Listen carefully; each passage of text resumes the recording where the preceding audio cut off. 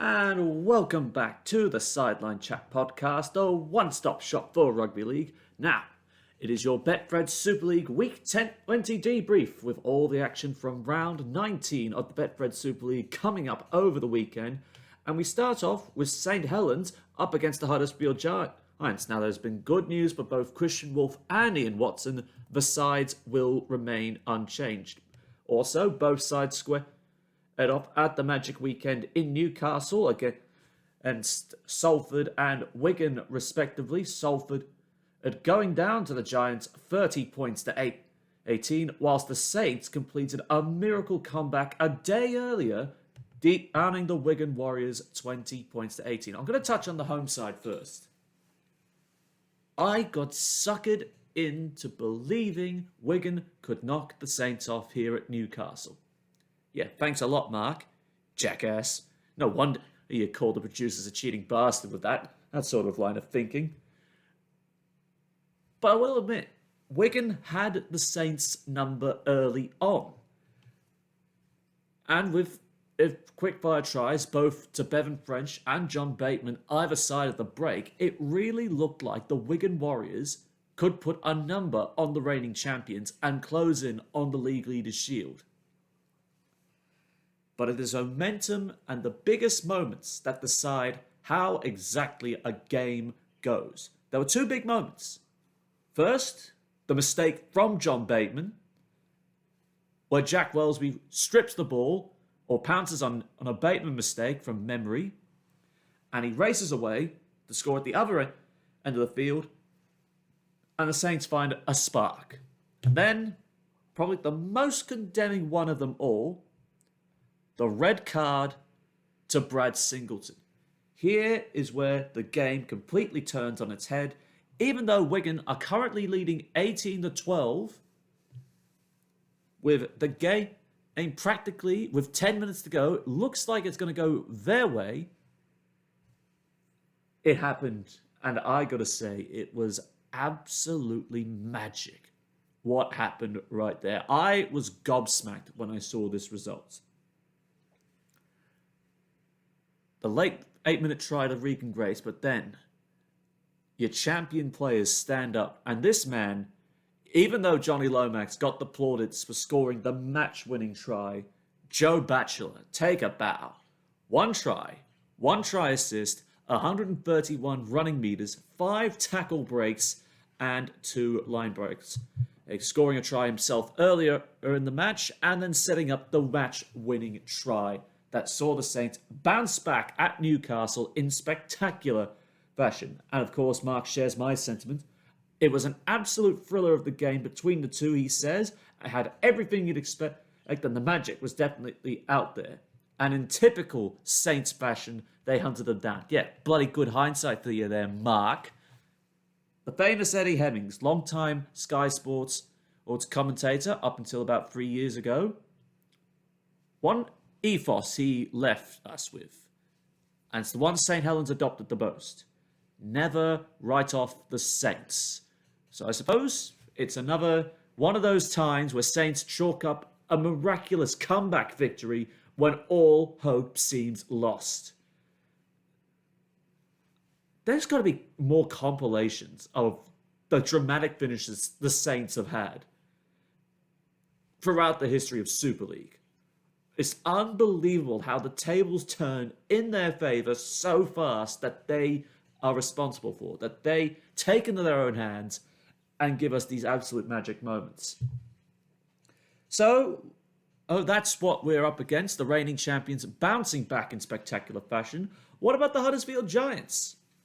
And it's running out 30 points to 18 over Salford. A tale of two halves, to say the least. In the first 40, you have the absolute world-beater side we have come to see the Huddersfield Giants embody this year in particular. You had Jermaine McGilvery, beautiful scrum play, going up over in the corner. Chris McQueen. What about Chris McQueen's try? How does he still score in all these tries? I suppose it is the case of you put yourself in the right place at the right time to make an impact. And make an impact Huddersfield did. And then it went away in the second half. This could have gone either way from what I saw. Brodie Croft dragging the Red Devils, kicking and screaming back in this game. Look, no, seriously, kicking and screaming from 24-6 down at halftime to 24-18. Just let that sink in. He dragged Salford with his pace and with his speed for his own solo try, and then Sam luckily going in for a try. Either native Novocastrian himself. They could have forced a 24-all draw or a 25-24 or win had they kicked on from that second and try they scored in quick succession. Huddersfield can't afford to do that against the top two sides. Against your Catalans on the outside, I would say. Catalan on the outside of that top two. But against Wigan and the Saints, you can't let moments like that slip. You're up 3 tries. You get 2 taken off before finally Jermaine McGilvery, I thought he was the Giants' best right here. 2 tries, 146 running meters, 2 tackle breaks, and 2 line breaks. Again, from Huddersfield were the better team, but that little period in the game where Salford were close to taking the lead. But he does acknowledge the Giants do mean business, and that Salford were lacking because they didn't play the same way they did against Warrington and Wakefield, which was disappointing. But he does think they gave Huddersfield a run for their money. Now, where do we stand in this fixture? Well, like I said, it is virtually impossible to tip against the Saints side. And when you do, you're left feeling like a moron. Huddersfield can't afford to go asleep at the wheel against the top 2 sides. That is the stark reality that they are facing. They go to sleep against Saints, it's going to be a lot uglier than 30 points to 18 that they put on Salford. It simply will be much uglier than that. As for Saints, they did courageously well to hang in there, but that slow start, a penalty goal owned the show in the first half because of that solid defense of the Wigan Warriors. Even if they are missing some key players, they just find a way to win. That is the bone truth of it. No bones about it. As for Mark, well, he's tipping another upset. I'm not following this logic this time, but nevertheless, he says it will be a big test to see how well Huddersfield are actually going against the benchmark. And he says they can actually do it, calling it a Huddersfield 1-6 victory. I sided with Mark ahead of Magic Weekend between the Saints and the Wigan Warriors. I'm not falling to the same trap again. This time, I'm going with the champions in this one, I reckon. And they'll look to bully Huddersfield through the middle of the field. Theo Farge will be a target for Sione Matautier and Curtis Sirinen to have a good, hard run at. And I think they'll triumph 7 points to 12 over the Giants. Now, moving on, we have the Wigan Warriors at home, back at the DW Stadium, up against the triumphant Hull FC side. Now, a couple of changes for Matty Peach right here. There is no John Bateman. He'll be missing up to a month through injury in that loss to the Saints. So I would expect Willie Iser to shift to the centres, and Kai Pearce-Paul will go into the second row, as well as no Brad Singleton ruled out with a 3-match ban. So I would expect Oliver Partington to get another crack there in the side. As for Hull FC, only one change. Mitteri Vuli Kichapani back replacing Connor Wynn, who has been suspended, but I would not expect Hull to go and make massive changes, especially after coming away, closing out day 2 of Magic Weekend with a upset 34-28 victory over the arch rivals in Hull KR in the Hull Derby. Well, what about this one? What about this result right here between the two sides of the River Hull? What a derby, Mark says. He thought the Robins played one of their best games in a long time and really took it out to the Black and Whites, who jumped out to an early lead at 14-4. But like with Brodie Croft, Mikey Lewis was the one to keep the Robins competitive in this game. A hat-trick to his name. Had the Robins come away with the win, he would easily be my standout player for the winning side. Unfortunately, it doesn't play out that way. Hey, I only have to pick them from the winning side, but Mikey Lewis, a worthy contender, had the Robins got up there. But I tell you what, there was courage from Hull FC. Even when the Robins came thumping back into it, kicking and screaming, dragged by Lewis, who could still be a chance in the wider World Cup side for Sean Wayne and at the end of the year, Hull didn't do a bad account of themselves. A whole host of loanee players coming in, and from the likes of Ellis Longstaff from Warrington, Josh Sims from St Helens, and Jack Walker from the Leeds Rhinos. I have to acknowledge, Hull did exceptionally well with all these massive changes they've had to factor in. Of course, Joe Lavadua had a fine game once again, but I'm going to give it to one of the new Oaks coming in, no matter how long, regardless of how long he stays for. I'm going to give it to Josh Sim. 1 try assist, 151 running meters, 1 tackle break, and a singular line break, including the match-winning try. The match that put Hull FC in front within the final 5 minutes and secured the win for the Black and Whites at Newcastle. Absolute top performance right there. Getting an opportunity because they're stuck behind on some quality caliber at St Helens, though there's a wing spot that's opening up for them very soon. So, bit of a seesaw effect there between the two Hulls, but it was FC that did come out on top here. Here, Mark saying that they showed that they can step up if they are behind and the opposition gives them a run, and he says it'll be very interesting to see if they can back it up next week. Well, here is next week for them. The Wigan Warriors, narrow loss to the champions, looking for a response at home and have good form over the Black and Whites. So the final call, all in this one, not having John Bateman there will hurt, but the French field, potent as ever, the French field combination playing out right here. Based on the Magic weekend form and the form of both these teams, Mark reckons it could get spicy, but the Warriors to have the stronger team. Wigan 7-12. I'm going to side with him there. I think that's the rather sensible commentary he were getting out of him there. I will also say the Wigan Warriors to get up 7 points to 12. Now, the second game to be shown on Sky Sports this weekend sees the Casper Tigers at home to the Warrington Wolves. Some big into the Lee Radford side. Paul McShane returns from suspension, but loses Liam Watts at the same time, having picked up a 2-match ban. And while also seeing the return of Gareth O'Brien, I would think O'Brien shifts straight into the halves alongside Danny Richardson.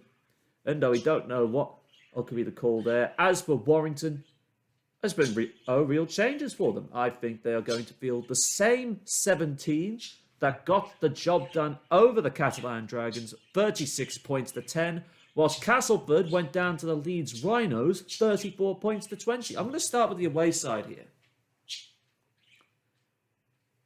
If you've been listening to the Sideline Chat in the past, you will have known that I've been very disappointed with how the Warrington Wolves have been performing. A spine that has the likes of Ratchford, Widdop, Williams, Darryl Clark, try scorers like Josh Charnley, Matty Ashton, a nice boom talent, as well as robust forwards like Joe Philbin with footwork and an offload to his credit, as well as edge forwards like Ben Curry and Oliver Holmes. This Warrington side should have been a lot higher up on the Betfred Super League table. But alas, they are not. Or is it still possible that they will be? Because no one would have given them a hope in hell to knock off the Catalan Dragons, who they have a formidable rivalry against. But as it turns out, they did just that. They knocked off a top 2 contender, last year's league leaders by a country mile, in a dominating performance. It's absolutely remarkable. Of course, they weren't without their challenges. They lost Gareth Widdop early after he did his shoulder again. Unfortunately, it would seem like the same shoulder he did across 2018 and 19 seasons with St George Illawarra. And of course, there's the speculation he has played his final game for the Warrington Wolves as, surprise, surprise, the word out of the Yorkshire Live newspaper is he will join the Castleford Tigers. Rather ironic, but that's the call that has been made. But nevertheless, it did not faze the Warrington Wolves one bit. And there was one man in particular that was really dominating proceedings. And that was the remaining scrum half at Warrington of the professional calibre, George Williams. 1 try, 3 try assists, 144 running meters, 3 tackle breaks, and 2 offloads. And listening to the call, that was a key part of what the Warrington Wolves' success. Offloads. And these offloads, rather than recent times they force a mistake from themselves unforced, these offloads stick and change the momentum greatly in their favour. With a stiffen up board pack with the likes of rookie Tom McKaylee, he's sort of been a fringe NRL player, now finding his place in the established Warrington pack. They terrorised the Catalan Dragons. Williams' kicking game in particular doing most of the damage, and that beautiful moment where Matty Nicholson, after much drama between Wigan and Warrington, scored a try on his first grade debut.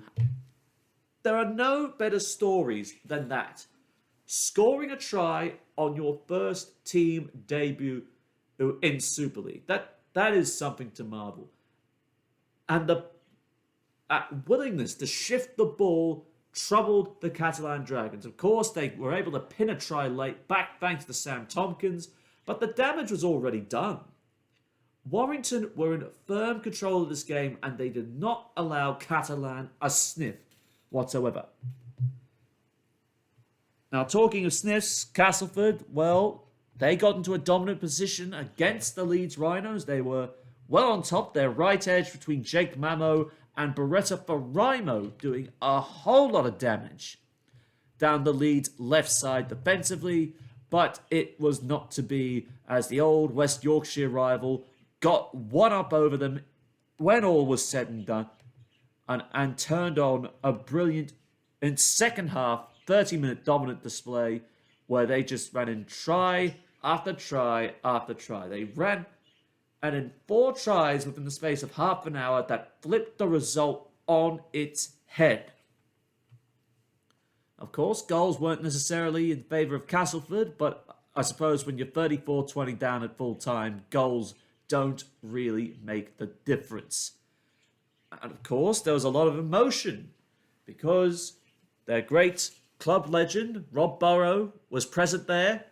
Of course, Rob still engaged in his fight with motor neurone disease, but great respect you got to have for a champion like that, staring in defiance. And of course, that touching moment where his daughters led the team out onto the field, Ash Handley leading the way with them in tow. A beautiful moment, and it reflected in the result. Magic weekend, Leeds against Castleford, Rob Burrow present, the kit inspired by him, and it just was a beautiful moment. And the man that I think stood head and shoulders above everyone else that day on St James's Park, Liam Sutcliffe. 1 try, 2 try assists, 128 running meters, 9 tackle breaks, 2 line breaks, and 2 offloads. It was a beautiful performance there. Got out to a 26-10 lead and had buried the Castleford Tigers under a pile of pain and momentum. It's rather interesting it comes to this point, because you have Leeds a couple of points off the pace of the top up 6, 3 points behind the Castleford Tigers, Warrington 2 wins away, which this makes this game even more important.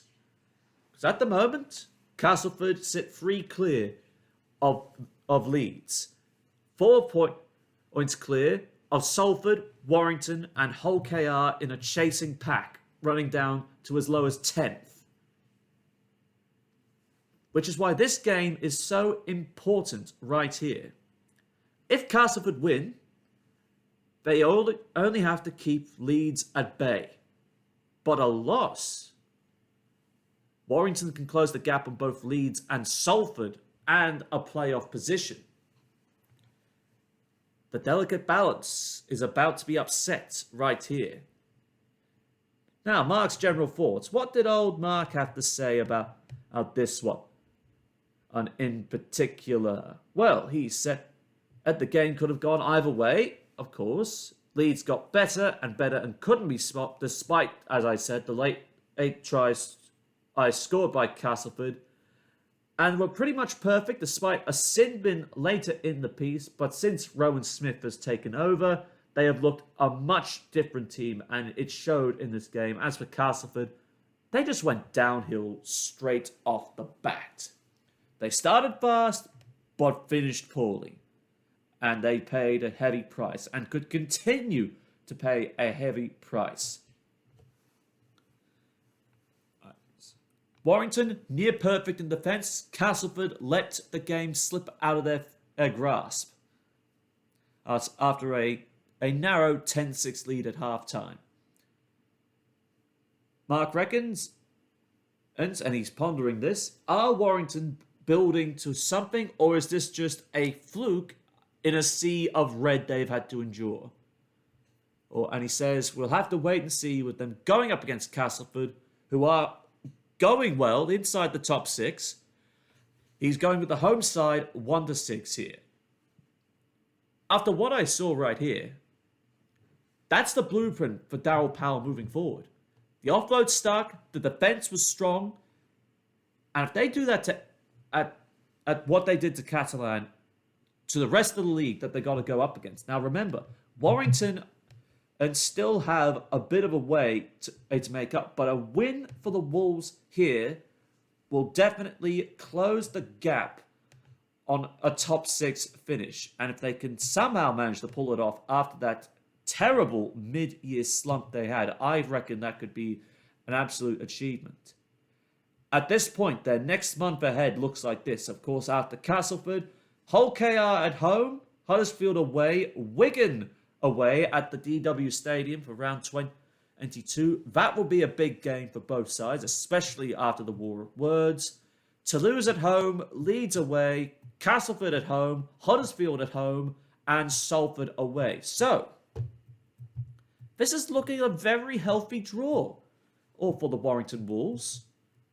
They only have to play Wigan, who are currently in the top 2, and Huddersfield could be a trip up. But other than that, a third meeting against Castleford, well, 2 meetings against Huddersfield, 1 against Salford and 1 against Leeds. This could be a very winnable draw that favours Warrington at exactly the right time, that they don't have to play Catalan again, and they don't have to face St Helens again until potentially the playoffs, provided they can get past the first week. Am I right? I'm feeling good. I'm actually going to lean towards the Warrington Wolves to back up their magic heroics, and I think they'll win big. I think they'll win 7-12. Now, from West Cheshire, we shift our focus down to the south of France, where Toulouse host the Leeds Rhino. Of course, Toulouse had that magnificent display against Wakefield Trinity, running out 36-28 victors. 38-26 victors over Wakefield Trinity, and of course Leeds backing up after their 34-20 win over the Cast Tigers. Now, Rowan Smith has only been able to name a 20-man squad Oh, there's no Aidan Caesar, Zane Tenabano, Matt Pryor, and Harry Newman all miss out through suspension. On top of that, there will be no Cruz Leeming and no Blake Austin. Geez, what a time it would have been to have Jack Walker in the side at the moment had he not been on loan. So we're potentially looking at a brand new halves combination. Of course, Jack Sinfield to get another crack in the side right there. No Cruz Leeming, as we said, so there could be a bit of shuffling to do with this. It could be a hard crack. As for Toulouse, looks like no real changes from the side that downed Wakefield. Although Matthew Jusome has been included in the side, but the way Guy Armitage performed on that Magic, it would probably be hard for him to break into the side. Now, let's talk about Wakefield against Toulouse. What a performance that turned it round for Toulouse, because they looked dead and buried. At 20 points to 6, they looked gone. They'd only been able to break through Wakefield's right edge defence with a beautiful ball of Corey Norman, who was recognised as the Betfred player of the match, and I reckon I agree with that. 103 running metres, 1 try assist, and 5 tackle breaks. But it's the qualitative data that can't be calculated here, that I haven't written down under these match stats. It was the kicking game of Corey Norman that got Toulouse into fine defensive positions against the Wakefield ill defence, forcing them to come off deep. But the real key moments, and like the red card for Wigan, David Fafita being shown yellow, that's what turned this around. From the moment he cops that yellow card, Toulouse go on a blitzkrieg of tries. They unleashed the whirlwind, and Wakefield paid the ultimate price. It was an absolute shellacking from the moment and Fafita was shown yellow to the point where Toulouse were picking apart their right edge even further. A double to Matty Russell. Latrell Shumkel bagging a try off a strip. And of course, Nathan Peete and Guy Armitage plucking up tries themselves. It was an absolute brilliant display of football from Toulouse, looking very comfortable and showing they are not yet dead. That's the amazing thing. They are not going away. And like I said, with the top 6 X-Factor clash between those sides running from 6th down to 10th, it's also at the other end of the table where it's crucial. If Toulouse string up a 3rd straight win at home over the Leeds Rhinos, with their for and against, they can push Wakefield into the drop zone. A 3rd straight win for Toulouse at home will ensure that they get out of 12th for probably the first time this year, and then can set about climbing as high as they can. But of course, their draw is far from favourable as well. And we've already touched on how well Leeds played. We saw that absolute brilliant display from Toulouse, where 6 agains were flying everywhere and tries were raining down. Now, Toulouse, as I said, they get a couple of home games back-to-back here. 3 straight weeks at home. They face Salford in round 20, Hull FC in round 21. Back-to-back trips to the UK, first to Hull KR, and then, of course, Warrington. Away game to Wigan. Final home game of the year against the Catalan Dragons before facing Hull again. And, of course, facing the champions at the Totally Wicked Stadium. So there's a couple of big games for Toulouse. Of course, Saints and Wigan, Catalan as well. They are some big challenges right there. Hull KR, Hull SC, Salford. It could be a rough road, but this is a crucial win they can get right here. And I think it would be absolutely remarkable if they could hang on. As sad as it would be to see Wakefield get the drop, I don't know.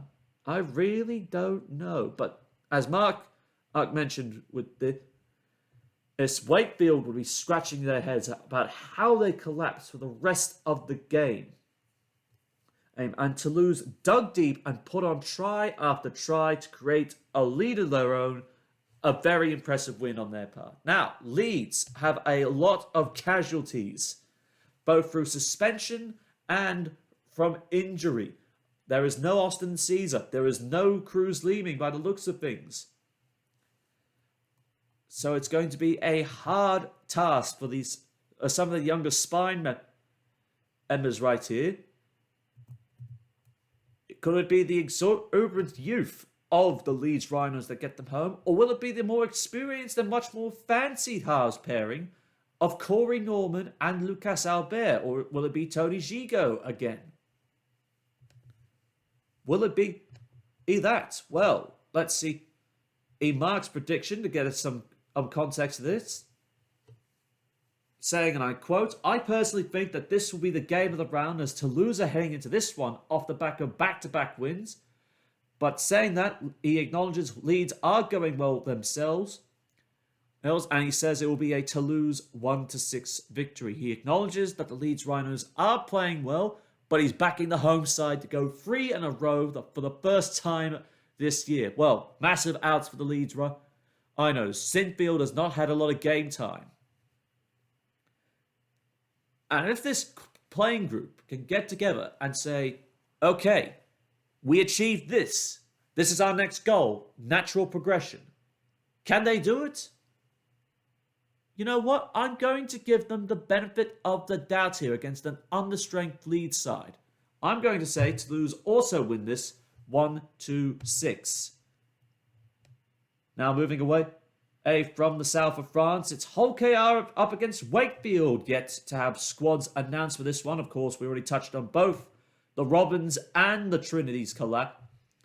Apps right here. They both started Magic Weekend and with a flash, but ended it up in disappointment for both sides. Of course, Hull KR a bit more heartbreaking considering that they were in control for the final 20 minutes.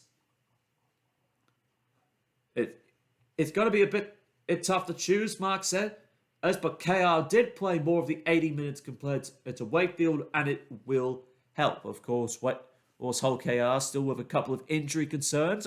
Positive news surrounding Frankie Holton, and I think, agreeing with Mark, this could be the moment Danny Maguire gets his first win as Hull KR interim coach and condemn Willie poaching to bottom of the Super League tail. I am going to say with Mark, Hull KR win this 7 points to 12. I think if they get some reinforcements back, but just regroup, first and foremost, regroup after that narrow defeat to the Black and Whites, I think they will go far in this. And finally, of round 19 of the Betfred Super League, it is Salford hosting the Catalan Dragons. Well, Mark already waving the light flag there. Of course, the final 2 games. We are yet to have official squads for this one, so this is mere speculation on this point. As Mark says, as much as it sucks to say this, I think Salford are going to get destroyed by Catalan, who are still fighting for a top 2 finish compared to Salford, who are battling to make the playoffs. But at least they are in the playoffs fight. But he has called it, depending on, again, who's available, who's going to come back into the side after going down big time to the Warrington Wolves. He's called it a Dragons 13-plus victory. Well, if I think they're going to do that, defensively, they need to heavily improve. Now, some might argue 2 of those Warrington tries were jagged off kicks, but they were jagged nevertheless. So they've got to tidy up the cleanup of the ball all in and around the ruck. And if they can get reinforcements back, if they can get a Michael McAloran back, if they can get an Arthur Morg back, and I just think if Corentin Lacam is going to be used, I think use him better. He is the tallest player in the Betfred Super League and probably the tallest rugby league player in the world. You've got to try and use him a bit better. But nevertheless, I do concur with Mark, the Catalan Dragons, to win this 13+. And on that note, it is full time from us here at the Sideline Chat podcast. If you liked this installment or the NRL debrief we did yesterday, make sure you leave a like, hit that subscribe button, and click that bell for notifications so you never miss a week of rugby league action. If you know someone who might like rugby league, don't forget to give us a share and follow us on our social media pages on Facebook and on Instagram. It is at Sideline Chat, and on Twitter it is Sideline Chat RL. Hope you enjoyed the Magic Weekend and the round 19 fixtures coming up, and we will see you next week with more rugby league action. My name is Conor Marcellus, and you have been listening to the Sideline Chat podcast. We'll see you next Wednesday.